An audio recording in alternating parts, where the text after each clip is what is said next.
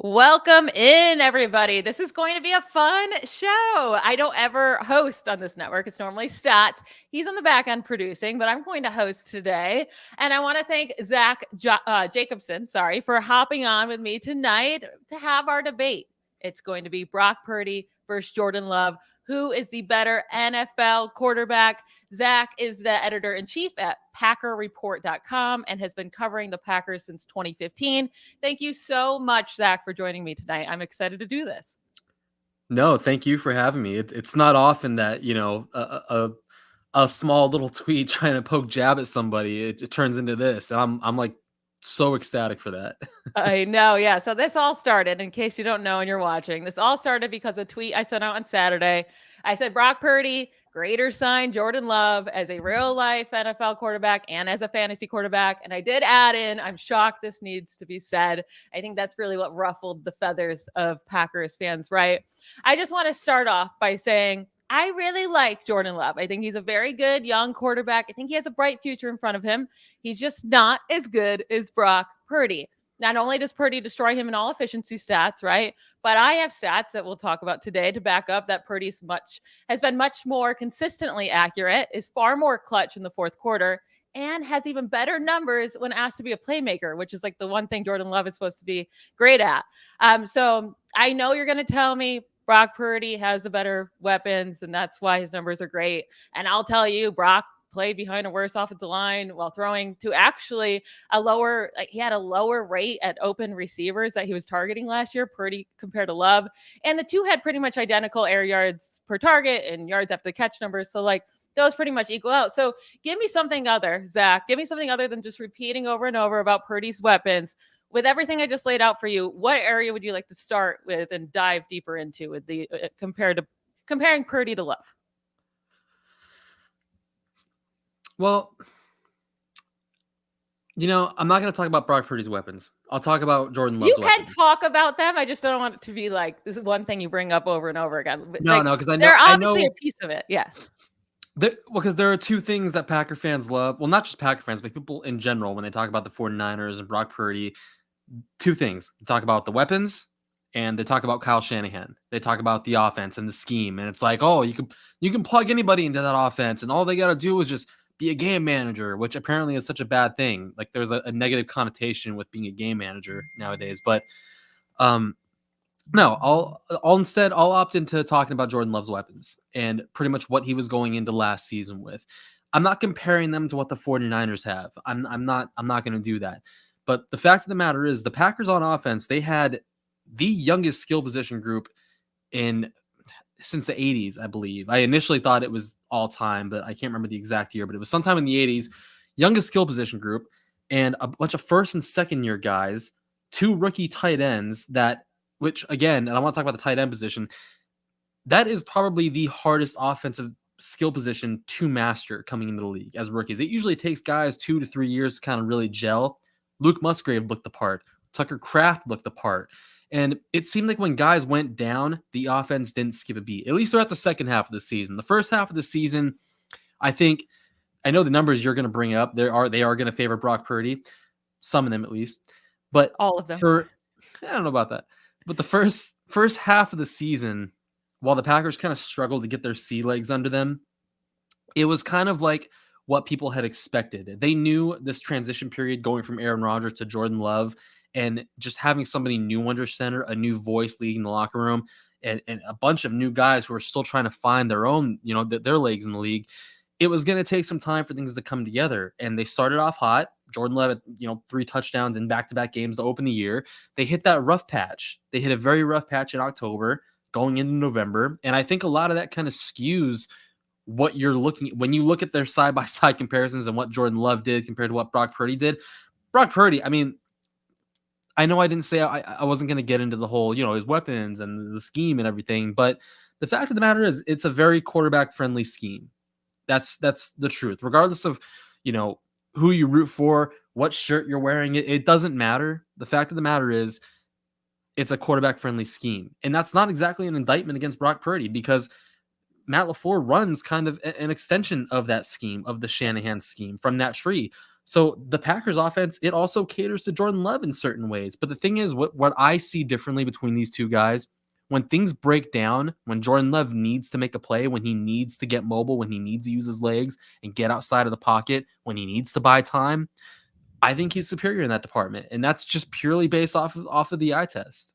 Yeah, so that's where you're going to get in trouble right there. You may Hmm. have not wanted to just bring that up because I do have, some stats about him outside the tackle box. So listen, right off the bat here, I mean, Purdy destroys him outside the tackle box in every single metric. He even actually had more pass attempts outside the tackle box, which is kind of crazy considering how many fewer pass attempts he had on the year than Love. But he had 10 more pass attempts outside the tackle box. You can see the numbers here, absolutely destroys him, almost doubled the completion percentage. Passing touchdowns 11-2 for Purdy, 3-1, or I should say 3 touchdowns, 1 interception for Love, 11 touchdowns, 2 interceptions for Purdy. The passer ratings aren't even close. But what really sticks out here is a 35.5 completion percentage for Jordan Love when throwing the ball outside the tackle box. That's the worst among all quarterbacks with 30 plus such attempts this year. So pretty much all of the qualified quarterbacks this year. And you can't blame it on drops. He had 2 drops in this situation, 2 total drops. And you can look here at the completion percentage over expectation, which kind of takes away all the surrounding pieces. And Love was at minus 11.5 completion percentage over expectation. He really, really struggled in this area. I'll let you get to that. And then I also have numbers on him throwing on the run because they're also much worse than Purdy's. No. See, I'm not disputing any of those because you can't. And again, I think that goes back to just how poor they were for that first half of the season. That rough stretch, again, that skews a lot of of Jordan Love's total numbers. I mean, he finished the year with 1 more touchdown than Brock Purdy, right about the same passing yards, but his completion percentage was well below Purdy's. And that plays arguably more than anything, that plays a bigger part in the passer rating. So passer rating, well below Purdy, was around 96.1. I think Purdy's was, what was his? Was 10. It was high, 111, I believe it was. I have it Yeah, right here. I know it was in triple 113, digits. 113. There you go. And and again, that just goes back to the struggles for the first part of the season, which it's going to be impossible to really gauge Jordan Love. Now he's going into a year where he has the same guys, the same supporting cast, an off season to kind of grow with them. They know who they have. Going into last spring, they didn't have Dontavian Wicks. They didn't have Jaden Reed or Luke Musgrave or Tucker Kraft. They didn't have a large part of this team. Some people thought Randall Cobb was going to come back. Alan Lazard was going to come back. They didn't really know. Everything was up in the air. Now they have their guys. They have their offense coming into this season. They know what they're going to be working with. And I think now you're going to see Jordan Love kind of really, I don't want to say reach his peak, but that's kind of the scary part about Jordan Love. We haven't seen him at his best yet. We haven't seen these guys grow together, and we haven't seen Jordan Love grow with them. That's going to be something kind of, to really monitor. And I want to say he could absolutely take a step back. He could absolutely regress. He can absolutely become worse. I don't see that happening, but it's definitely on the table. It's possible. So I will say, I understand Jordan Love still has room to grow, right? And these playmakers around him are definitely young. What he did last year, I'm not trying to take that away from him. It was really, really impressive. But for him to get to Brock Purdy's level of what Brock Purdy has done, he has to grow, right? And that's saying Brock Purdy can't grow anymore as well, right? Because Brock Purdy also, he was in his first year as a full-time starter last year. He started 5 regular season games in his rookie season, and he got thrown in the middle of the year just based off of 2 injuries, right? Like he was never supposed to play. He was the last guy drafted. He was never supposed to play. And those guys do not get practice time. They don't get practice time in training camp during the season, especially not. Like he was just thrown in and right off the bat killed it, unlike Love did right off the bat. But most quarterbacks take a second, right? But even so, you keep bringing up at the end of last year's games, right? Even if you take Jordan Love's, like when he went on a streak and he was killing it, like those last 5 games, I think it was, you could take those numbers and he finally gets to Brock Purdy's numbers of the entire year last year. And he finally equals those. I actually think he has still a worse passer rating, which is kind of crazy on the season. And you only take his 5 best games of the year and it's still worse. One more thing, and I'll let you talk, I promise. But also, so many thing about Jordan Love is like his playmaking. He's a better playmaker, but none of the numbers back that up whatsoever. So Jordan Love threw a pass on the run. So this is next gen stats. They count throwing a pass on the run at 8+ miles per hour. He did that 10.7% of his pass attempts. That was right at the bottom of all qualified quarterbacks. This is who he was with. The only people that were below him, Kirk Cousins, who we know is old, he doesn't run. Jared Goff, I mean, he's not a mobile guy. Aiden O'Connell and Mac Jones. Those were the only guys with a lower such a percent. And then if we're going with a lower number of pass attempts, also Joe Burrow, but he was hobbled and couldn't really run. Now, Purdy was at 15.1%. Like he was in the middle of the pack. I'm not saying Brock Purdy is this like best playmaker out there and is amazing as a runner or scrambler, but like his numbers show he's much better at throwing on the run, and he does it way more often than Love. So if Love is this great playmaker, why is he not making more of those type of plays? Why is he staying in the box so much? And I mean, throwing really inaccurate balls. We can get to those stats next, but I'll let you talk. Well, to go back to one of your earlier points about his last 5 games or whatever it was more like the last 10 to 11 games to end the season. It was a good 2 months to end the year that he was like really coming into his own and really putting up numbers and really looking good. That wide open target metric in that graphic, is that just like the percentage of him throwing to wide open targets? Yeah, so it's when the ball is arriving to the receiver, wide open is 5+ yards of separation. So Love was right there at the top, third highest among all quarterbacks last year, just throwing to wide open players. I think that's a testament to the scheme that the Packers run on offense. 100%, yes. Yeah. And the same thing for, the 49ers. Guys are often schemed into space, so yeah, I'm trying to figure out why that's in the graphic. Just because I knew we were going to bring up weapons, right? And we're saying the 49ers have all these best weapons, but at the same time, Jordan Love was third among all quarterbacks at throwing 2 guys 5 yards there was not a defender within 5 yards of the wide receiver, or not just wide receivers, of the pass catcher at the time of the catch. Like, that's saying something. So yeah, maybe he doesn't have the names, the Brandon Ayuk's, the Deebo Samuel, the George Kittle. I'm not like, yes, Brock Purdy's an amazing situation, but at the same time, Love is getting a lot of help. And then also you can see on the same graphic, Love threw behind the line of scrimmage 21.1% of the time. That's an absurd rate, right? Like, so a lot of easy passes for him as well. So if we're going to say Brock Purdy had it so easy, Jordan Love, I mean, looking at these numbers, throwing to wide open guys behind the line of scrimmage as well, a ton. Like, well, we don't have to act like 21 is that far off from 15. That's like, that's 6% of your pass attempts of the year. That's a pretty decent chunk. Nothing. No, that's the difference between being about third highest in the league and being about 22nd highest among qualified quarterbacks. It's a huge chunk. Percentage wise, that's a huge chunk. I mean, that's really large. Again, like on the run, the 10.7, the Love was only with those non-mobile quarterbacks, like super non-mobile quarterbacks. And Purdy was in the middle of the pack there. So it's just, let me give you the inaccuracy stat, right? Because I've been like kind of hoarding this. So 20.8% of Jordan Love's pass attempts were deemed inaccurate, uncatchable. So inaccurate plus uncatchable last season per PFF. The only quarterbacks who had a higher percentage of uncatchable passes were Josh Dobbs, Bryce Young, Justin Fields, Kenny Pickett, Desmond Ridder, and Baker Mayfield. Jordan Love was tied with Mac Jones. Now we can even go deeper into that and say we're going to take out any pass play where he was under pressure, right? We're just looking at without any pressure whatsoever. So he should, making it easier on him.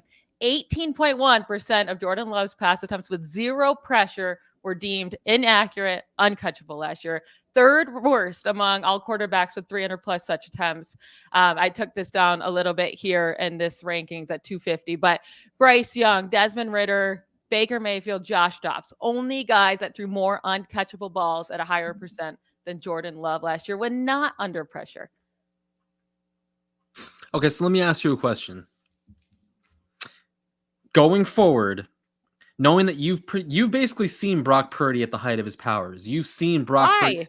He's I think you've 24. seen. No, I think you've seen him peak. I think what he's done the last That's not year, fair to and say at I all. would I would say the last year and the what was it, the 5 starts and the 6 games. He came into that Miami game when Jimmy Garoppolo got hurt. So a full season's worth in 6 games, the playoffs, everything you've seen. Okay, so you think he's going to ascend from where he is now? Are we going to act like he didn't destroy his elbow, have 0 time all of last season? I mean, he wasn't ready to go until the opener, right? Yeah, no, Or like the last preseason game. That's when he was ready to go. He didn't have all of this time that he has right now to get together with and this was going from his rookie season to his second year, which I think most would agree that's like your biggest year of growth. And his elbow was absolutely destroyed, and he came back and didn't miss a beat. That's what's insane. And he was growing last year. So I don't think it's fair to say, oh, because he started 1 full season. And we're talking about a guy here who got 0 practice reps in his rookie year whatsoever, got 0 reps throughout last season until the 3rd week of the preseason. To say he can't get better, that I think that's just not fair at all. Maybe he can't. Maybe he has hit his ceiling, but I don't think we know that whatsoever. No, I'm not saying like definitively like he's not going to get better. I was genuinely asking like if you think he's peaked, or if you think he's going to ascend from here. Like if you think when he plays in an offense that doesn't have Deebo Samuel, Brandon Ayuk, Christian McCaffrey, and George Kittle, or Kyle Shanahan calling the plays, or that quarterback friendly scheme that we talked about, will he be able to sustain this level of success? Will he be able to make the players around him better? No one can sustain his level of success. He doesn't have to do that. I don't think that's fair, right? He ranks first in pretty much every single metric, efficiency metric in the league since entering, right? And him ranking first in every metric, that does come down to his playmakers, 100%, right? But also at the same time, you take one of those guys away, maybe he comes down a couple notches. He's still going to be well above Jordan Love and everything, right? Take away 2 of those guys, maybe it comes down a little bit even more, but he has the highest pass rating as a starter in his first 2 NFL seasons in NFL history. It goes Brock Purdy at 114, Patrick Mahomes at 111, Kurt Warner at 109, and Dan Marino at 105. So obviously he's not. That would be insane if he keeps this up forever, right? And yes, his weapons does help him get there. But what he has done is absolutely crazy, and he's being so underrated. And that's why I didn't even think this was a hot take at all. Like, Jordan Love still has to get better to even be mentioned in Brock Purdy's name. He could get better. He could grow with his playmakers.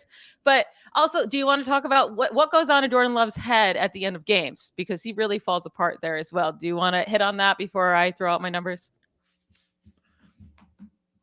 Okay, so I'm assuming the games you're talking about, the Raiders game where he threw 3 interceptions and they had the chance to come back and win. There was the game against the Falcons where they had a chance to come back to win again early in the season. There were multiple games early in the season. The 49ers game, the last game of the year, he just threw a terrible ball I think when you're someone like Jordan Love and you have the confidence that you can make pretty much any throw on the field, because he has shown pretty much that he could in the very limited snaps that he's played. He's shown that he can make any throw on the field. He has the arm talent. He has the athleticism to be able to do that. So I think when you have that level of confidence, you make those kinds of throws. You make those ridiculous throws across the field, and he was in over his head. It was a very, very dumb throw, which to this day I still have no idea what he was looking at. I have no idea what he was thinking. That's the cardinal sin for a quarterback, to never throw across your body. And he did it in the NFC divisional game against the 49ers, the Packers' biggest foe in the last decade. But he did it, and I think it's something he's going to be able to grow from. So, and like that person said, he outplayed Brock Purdy in the rain. I wouldn't say he outplayed him. I think they were pretty much on an even playing field, I would say, as far as like the final performance goes. And I also do want to say too, someone earlier said that you're not going to get through to me. I'm a Brock Purdy hater or something. That's so ridiculous, because I love what Brock Purdy has done. I genuinely do. And I think he's very good. I think he can be even better. The whole reason that this happened was because I thought it was preposterous to say it's out of the realm of possibility. It's not even debatable that they can even be mentioned in the same breath. Yeah. And I agree. Maybe that's over the top a little bit, but you got to have fun on Twitter. But at the same time, at this moment, they cannot be mentioned at the same breath. Can they be in the future? Can Love get better and Purdy stay stagnant or maybe gets worse a little bit? 100%. But that can happen for any of these quarterbacks. I mean, we could be talking about Justin Fields getting another job and he somehow making a miraculous comeback, right?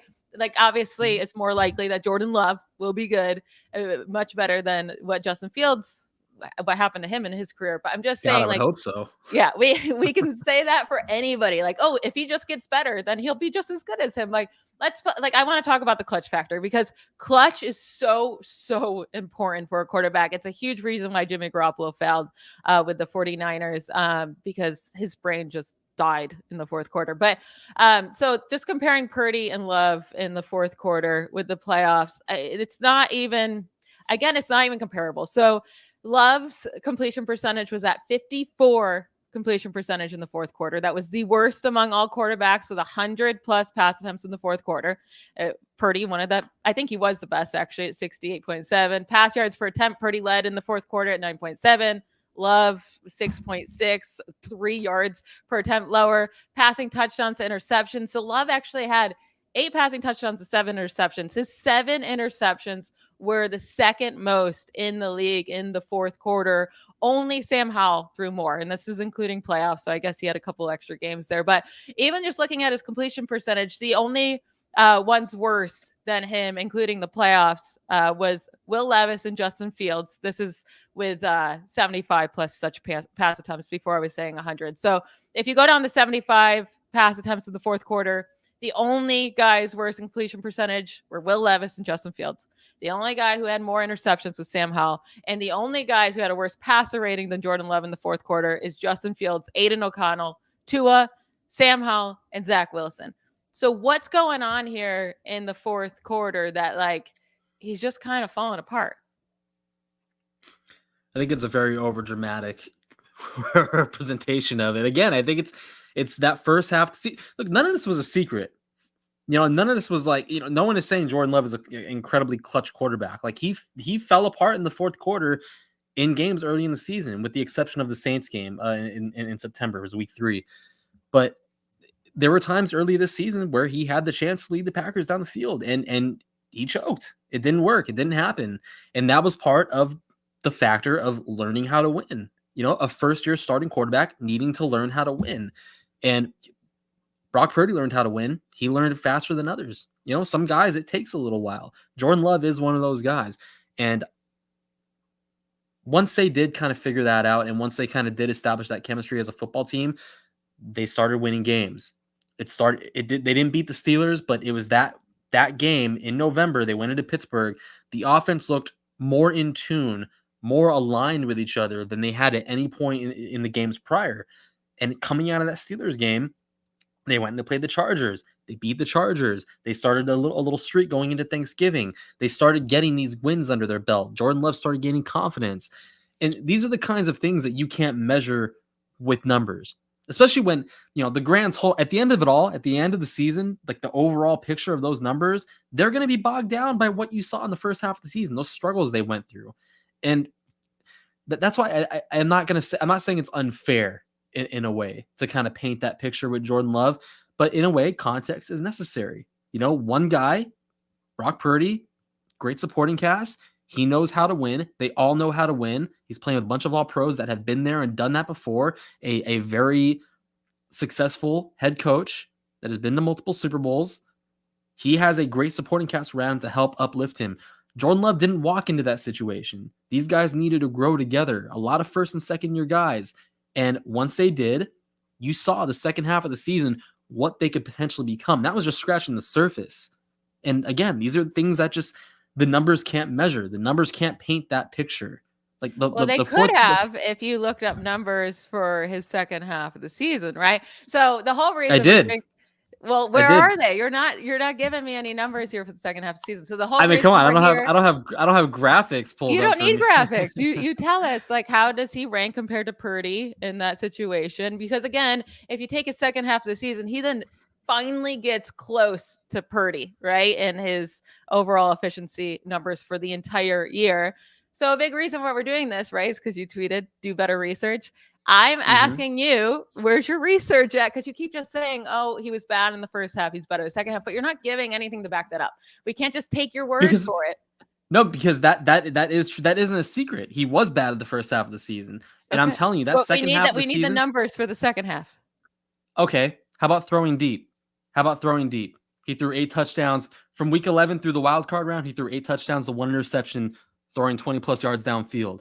That's more than the next closest guy. Derek Carr, who had 6, Trevor Lawrence, who had 6, Baker Mayfield, who had 6, Brock Purdy, who had 5. I mean, I can pull numbers that But paint a Purdy picture led too. the NFL in completion percentage, yards per attempt on downfield throws. He had 19 passing touchdowns on downfield throws, third most in the league. And this is for a full year. So again, I'm taking a full year and saying I like this player better because he showed it for a full year. And I do love that second half of the year you came with that stat about the downfield passing touchdowns. That's great. That's really good that we have that one area. But like, what about the clutch factor? What about him not getting out of the pocket and running and using his playmaking ability that he's supposed to be so good at? Why is he the worst when he's out of the tackle box among all quarterbacks? Why can't he get it done in the fourth quarter? Why is he throwing behind the line of scrimmage so much? Like, what is it about Jordan Love that gets you so much more excited about Purdy? Because if you had to name your top 3 things in a quarterback, mine would be accuracy, which I've given that Purdy is. Then Love was one of the worst and inaccurate, uncatchable balls. I do use the clutch factor has to be key. If you don't have the clutch factor, just get out of here in the NFL. And then playmaking. Those 3 things are in vision, of course, but I think both Love and Purdy have pretty good vision. And so I think they're equal there. But those would be my top things. And Purdy beats him in all of those. So what is giving Love the advantage over Purdy right now as we sit to this day? What do you when you say vision, how are you measuring Seeing vision? the field. Completion percentage? No, just seeing the field and they're both really good at getting the ball to these players that are open and getting the yards after catch. They're pretty much identical, right? And that does come down to getting the ball out on time to allow your playmakers the most, possible space that they can get. So when I say wide open target range, that's not a bad thing for Love. That means he's seeing the field pretty well, but also his guys are able to get open, right? That was the point of sharing this. I think they both have very good vision at seeing the field and throwing to who they're supposed to throw to. Also, at the same time, I didn't even bring this up yet. Love had one of the highest percentages of like quick throws, which is less than 2.5 seconds at the time of snap. He was all the way up at 43%. So like he's getting the ball out super quickly. I don't know if that's Matt LaFleur. I don't know if that's Jordan Love, but he's seeing the field getting out quickly. Not necessarily the best thing, but doesn't mean it's a bad thing either. I think that's more of Matt LaFleur than anything, because that's more of how the offense is supposed to be played. Like in 2020, when Aaron Rodgers bought into the offense, he was hitting a 3-step drop, and the ball was coming out. He was playing within the structure of the offense. 2021, same thing. 2022, he kind of regressed a little bit. He kind of went back to playing hero ball, played outside of the structure of the offense. It didn't go very well. Now you're seeing Jordan Love, who the Packers and Matt LaFleur have kind of sculpted from the ground up, along with Tom Clements, the position coach, and he's playing within the offense. So that's definitely more of a testament to the offense and him playing his part in the offense. But